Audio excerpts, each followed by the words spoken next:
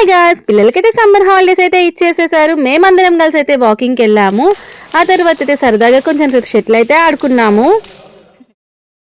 Hi Rishka, hi say hi.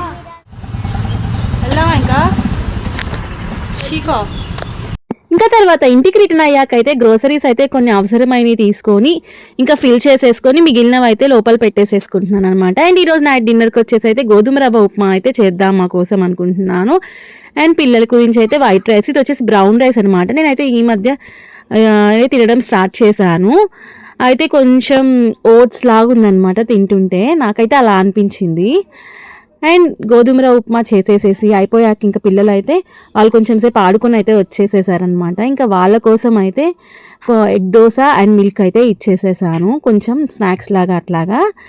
ఇంకా తర్వాత నేను కూడా ఫ్రెష్ అయిపోయి డిన్నర్ అయితే చేసేసాను అనమాట. ఈ వీడియో నచ్చినట్టయితే వీడియోకి ఒక చిన్న లైక్ ఇచ్చేయండి. కొత్తగా నా ఛానల్ చూస్తుంటే సబ్స్క్రైబ్ చేసుకోండి. Bye bye, see you in the next mini vlog.